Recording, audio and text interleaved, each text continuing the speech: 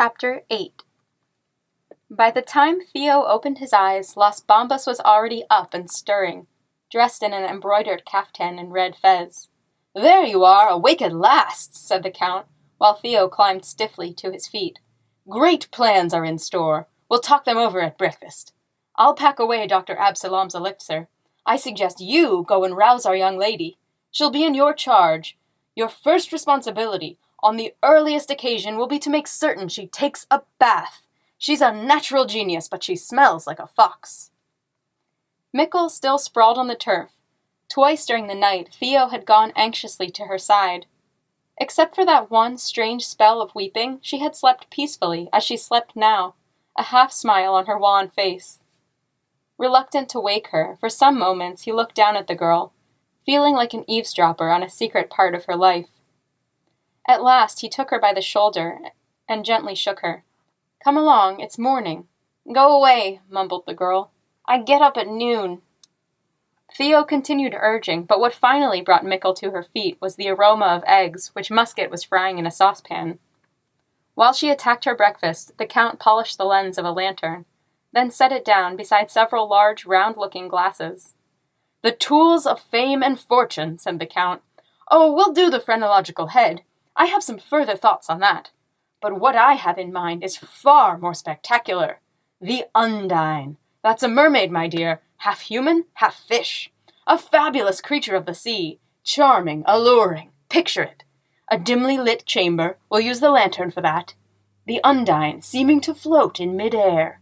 I've worked out a clever arrangement of those mirrors. The beautiful sea child speaks. She knows all. She reveals the mysteries of the future, at a good fee, of course. For a costume, she only needs a fishtail. Any seamstress can stitch it up." The Count beamed. "There's my plan. Simple, elegant, and cheap. What do you say to that?" Mickle shrugged. "It's easier than housebreaking." "If you ask me," said Theo, "I think it's nonsense." "My dear boy!" Las Bambas gave him a wounded glance. "How can you say? Look at her," Theo went on. "Who will pay to see a scrawny little street bird decked out as a mermaid?" This was his honest, but less than complete opinion. For some reason, the idea of Mickle being gawked at gave him a peculiar twinge. Las Bambas drew himself up in injured pride. "No doubt you have a better suggestion." "Yes, well, in fact I do," Theo declared. Having made this claim, he wondered how to justify it. He paused hastily, seeking an idea, then went on. "Didn't you tell me something about summoning spirits?" "They proved reluctant," the Count admitted. "In other words, I couldn't pull it off." "Now you can. Put those arms and legs together with the phrenological head. Dress the girl in a black robe and a hood, at a table with one candle in front of her. The spirit appears out of thin air. Musket and I can pull it up and down on strings, and seems to talk. You know she's good at that." The Count said nothing for a long moment. His face shone, his mustache quivered, and he whispered in a voice filled with awe, "The Oracle Priestess! I can see her now. Marvelous!" "We have paints and brushes," added Theo. "I can make a signboard announcing it." Las Bambas turned a smile of admiration on Theo. "My boy, I'm proud of you. You have the mind of a first-rate mountebank." The Count, on the spot, produced a square of pasteboard from his store of oddments and ordered Theo to begin work immediately.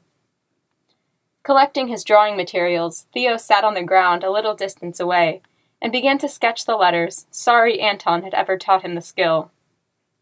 He had only intended to keep Las Bambas from making a spectacle of the girl.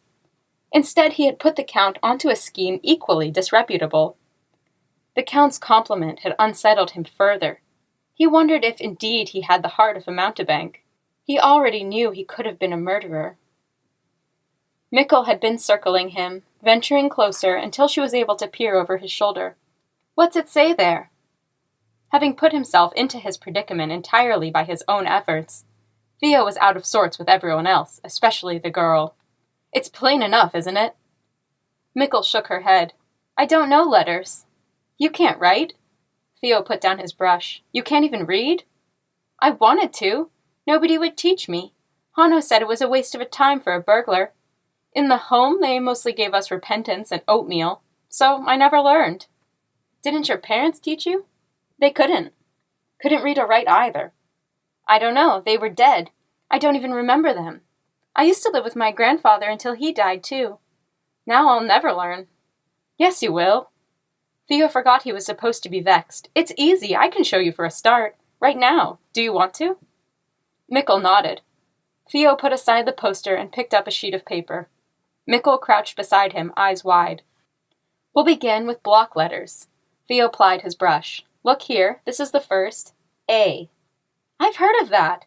So that's what it looks like? Remember now, A stands for apple. What? Cried Mickle. I know apples. That isn't one. It's only for the sound, said Theo. All right, make it A for arrowhead. That's better. Yes, I can see that. Then comes B. It's a boat with wind in the sails. Now, for C, how long do they go on? Protested Mickle. Just tell me the best ones. You'll have to know them all, 26 of them. The girl whistled. That many? I don't have to use them all at once, do I? Of course not, but when you go to write a word, you have to do it letter by letter. That's a slow business. I know something faster. Mickle made small, quick gestures with her fingers. That's how my grandfather and I used to talk. He was deaf and dumb, you see. I worked it out better after I ran off. When they caught me and put me in the home, I showed the other girls how to do it. The charity mistress didn't know we were talking. She thought we were only fidgeting. And then with Hano, we made up all kinds of signals. Just lifting your knuckles like this, it meant, look out, there's someone coming. In the burglar trade, it helps if you can talk without making noise. Will you teach me? Why? Are you going in for burgling? I like to learn things, that's all. Come on, I'll make a bargain with you. Teach me your language, and I'll teach you numbers as well as letters. All right, said Mickle, but no skimping. Show me all 26, and all the numbers, too. The pain had begun to cake. Promising to go on with the lesson as soon as he finished, Theo turned back to his work. Mickle stayed beside him, watching closely. After a time, he turned to her and asked quietly, Are you all right now? The girl frowned. What do you mean? You were crying last night. Was not. I never cried in all my life. Not when my granddad died, not when the mistress strapped me, not even when Hano. I heard you, said Theo. I saw you. You must have been having a bad dream. The girl drew back and jumped to her feet. She did not answer, only darted to the coach. Theo called after her. She paid no attention. Las Bambas was urging him to finish quickly so they could be on their way. Theo's hand trembled, and he blotted a letter.